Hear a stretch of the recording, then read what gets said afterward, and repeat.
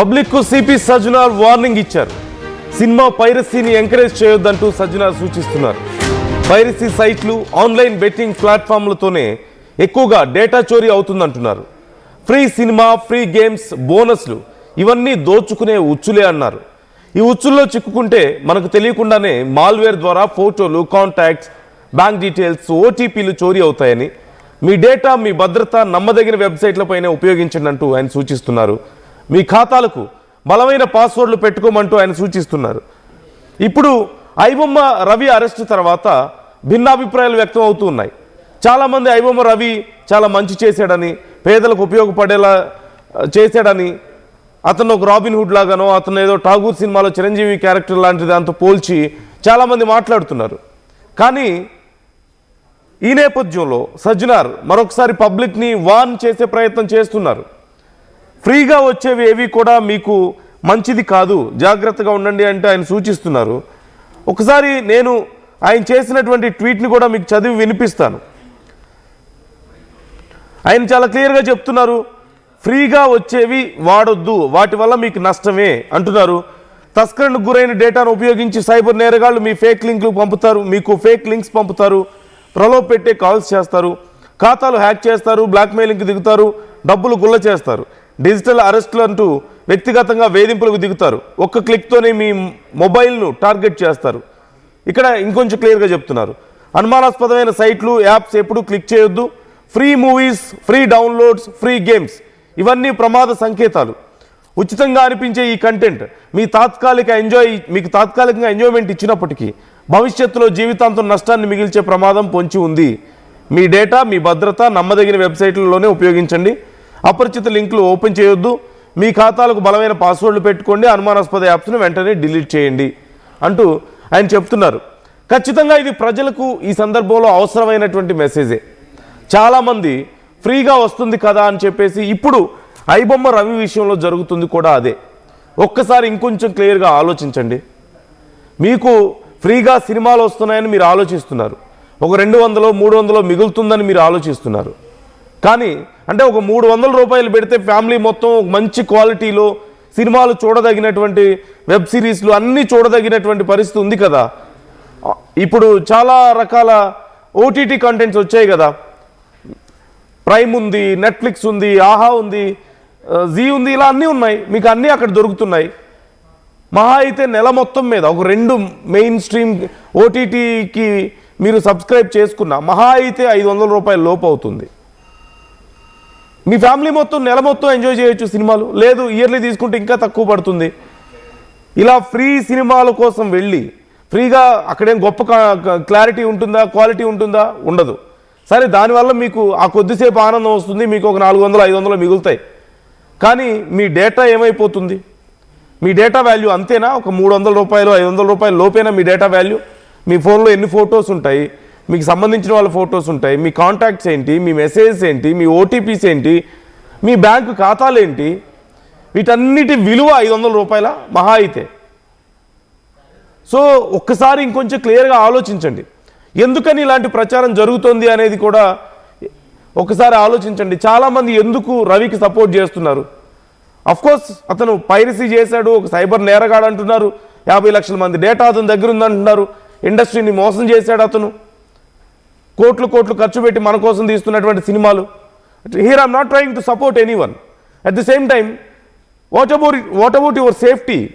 200, 300 రూపాయల కోసం ఆశపడితే మీ సేఫ్టీ ఏమైపోతుంది? మీ ఫ్యామిలీ ఏమైపోతుంది? మీ ఫ్యామిలీలో ఏ అమ్మాయిదో, ఏ మహిళదో, మీ చెల్లిదో, ఇంకెవరిదో ఒక ఫోటో తీసుకొని మార్ఫింగ్ చేసి రేపు బయట పెడితే who is responsible for that? ఆ కాంటాక్ట్స్ అన్నీ వాళ్ళ చేతిలోకి వెళ్ళిపోతాయి. మీకేవో మాల్వేర్ ఉన్నటువంటి లింక్స్ వస్తాయి, వాటి మీద మీరు అనుకోకుండా క్లిక్ చేస్తారు. అప్పుడు మీ పరిస్థితి ఏంటి? లేదంటే మీ బ్యాంకు ఖాతాలకు సంబంధించిన ఇన్ఫర్మేషన్ వాళ్ళ దగ్గరికి వెళ్తుంది. అప్పుడేంటి మీ పరిస్థితి? ఈ 200 రూపాయలు సేవ్ చేసుకున్నామని హ్యాపీగా ఫీల్ అవుతారు. అప్పుడు కూడా వాళ్ళ ఫోటోలన్నీ, మీ ఫోన్లో ఉన్న ఫోటోలన్నీ వాళ్ళు తీసుకున్నా సరే మాకు ఈ 200 ముఖ్యం అనుకుంటారా? సినిమా ఇండస్ట్రీలో టికెట్స్ రేట్లు పెరగడం అనేదో, లేదంటే పాప్కార్న్ రేట్లు, కూల్ డ్రింక్ రేట్లు పెరగడం అనేది డిస్కస్ చేయాల్సిన విషయమే. కానీ అక్కడ మీకు చాయిస్ ఉంది, అసలు వెళ్ళాలా లేదా, ఎంకరేజ్ చేయాలా లేదా, ఇలాంటి వాటిని అనేది. కానీ ఒక్కసారి మీరు ఇక్కడ కాంప్రమైజ్ అయ్యారంటే దేర్ ఇస్ నో ఛాన్స్. మీ డేటా పోయినట్లే. ఇప్పటికి 50 లక్షల మంది డేటా మీకు తెలుసా అసలు మీ డేటా అతని దగ్గర ఉందని? మీకు తెలుసా మీ ఫోటోలు అతని దగ్గర ఉన్నాయని? మీకు తెలుసా మీ కాంటాక్ట్ డీటెయిల్స్ అతని దగ్గర ఉన్నాయని? He can do anything with the data. Do you know that? తెలిసి కూడా 200 రూపాయల కోసమే చేస్తున్నారు మీరు. ఒకసారి ఆలోచించవలసిన అవసరం ఉంది ఖచ్చితంగా. చాలామంది ఎందుకని ఈ విషయంలో పోలీసులను లేదంటే సినిమా ఇండస్ట్రీని తప్పుపడుతున్నారు అనేది చాలామందికి అర్థం కావడం లేదు. సింపుల్గా చెప్పాలంటే చేపలు పట్టే వాళ్ళు ఒక చిన్న ఎర వేస్తారు కదా, అలాంటి ఒక ఎర ఈ ఫ్రీ సినిమాస్ అనేది. He's not serving our country as per terms, legal terms. He's a thief. అతను పైరసీ చేశాడు, దొంగతనం చేశాడు ఒక మాటలో చెప్పాలంటే సినిమాలని. అక్కడి నుంచి మీ డేటాని దొంగతనం చేస్తున్నాడు. సో ఏ రకంగా చూసినా సరే he's not good for society. ఇప్పుడు ఇలాంటి వాళ్ళు ఇప్పుడు ఇలా ఎంకరేజ్ చేసుకుంటూ పోతే ఇంకొక 100 మంది వస్తారు ఇలాంటి వాళ్ళు. అక్కడ అన్ని చోట్ల నమ్మి మీరు రేపు మోసపోయిన తర్వాత మళ్ళీ పోలీసుల దగ్గరికి వెళ్లాల్సి ఉంటుంది. ఒకసారి ఆలోచించుకోండి. సో శిల్ప జాయిన్ అవుతున్నారు. శిల్ప, సజ్జనార్ చేసినటువంటి ట్వీట్స్ ఇప్పుడు మరొకసారి ఆ ఇంపార్టెన్స్ని తెలియజేస్తున్నాయి. ఇప్పుడు ఉన్నటువంటి పరిస్థితుల్లో ప్రజలు ఎలా ఆలోచిస్తున్నారు, ఎందుకు రవి లాంటి వాళ్ళని ఎంకరేజ్ చేస్తున్నారు అనే విషయాలను ఒకసారి డిస్కస్ చేస్తున్నాయి ఖచ్చితంగా. సో సజ్జనార్ ఈ విషయంలో చాలా సీరియస్గా సజెస్ట్ చేయడం మాత్రమే కాదు, ఫర్దర్గా ఇంకేమైనా కామెంట్స్ ఉండబోతున్నాయి. అండ్ ఖచ్చితంగా ఇక్కడ మాట్లాడుకోవాల్సిన విషయం, ఇంకా ఏవైనా చర్యలు ఉండబోతున్నాయా? రవిని పట్టుకుంటే ఏం జరగలేదు, ఇండస్ట్రీకి ఇక్కడతో ఒరిగింది ఏమీ లేదు. రవి లాంటి వాళ్ళు ఇంకో 100 మంది ఆల్రెడీ బయట ఉన్నారు, ఇంకో 100 సైట్లు ఉన్నాయి బయట, పెద్ద పెద్ద సైట్స్. రవి ఓన్లీ తెలుగు సినిమాలు చేస్తే అక్కడ హిందీ, ఇంగ్లీషు, తమిళ్, మలయాళం, కన్నడ, దేశంలో ప్రపంచంలో ఏ లాంగ్వేజ్ సినిమా కావాలని అక్కడికి వెళ్ళి వెతుక్కోవడానికి అవకాశం ఉంది. ఇంకా వాళ్ళెంత డేటా తీసుకున్నారో మీది, వాళ్ళు వాళ్ళ వల్ల ఇంకెంత నష్టం వచ్చిందో ఇండస్ట్రీస్కి, మన దేశానికైనా సరే బయట అయినా సరే. Just think about that. వాళ్ళకి ఎన్ని కోట్లు సంపాదించుకున్నారు.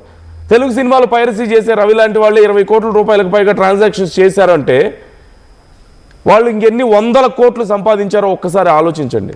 ఇంకా మీ డేటా ఎంత పోయిందో, ఎక్కడికి వెళ్ళిందో. సో శిల్ప, ఇప్పుడు ఏవైనా చర్యలు ఉండబోతున్నాయా? ఇంకా మిగతా సైట్స్ మీద కూడా ఏమైనా చర్యలు ఉండబోతున్నాయి? ఈ మధ్య మరికొన్ని సైట్స్ గురించి కూడా బాగా చర్చ జరుగుతుంది.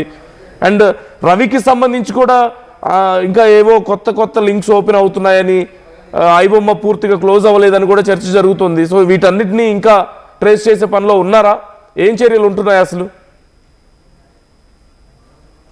పడొద్దంటూ హైదరాబాద్ సిపి సజ్జనార్ ప్రజలకు కీలకమైనటువంటి సూచన చేశారు. ప్రధానంగా ప్రస్తుతం మనం డిజిటల్ మీడియాలో, డిజిటల్ రంగంలో మనం ప్రస్తుతం ఉన్న డిజిటల్ యుగంలో ఉండటంతో ప్రతిదీ కూడా ఒకవైపు సైబర్ నేరగారులు ఏపీకే ఫైల్స్ చేసుకొని వాటిని ఏదైనా ఆధార్ అప్డేట్ అనుకుంటూ వాళ్ళు వాట్సాప్లో పంపుతున్నారు. దాని ద్వారా వాళ్ళు ఒకవైపు ఫోన్లు హ్యాక్ చేస్తున్నారు. ఖచ్చితంగా జాగ్రత్త తీసుకోవాలి.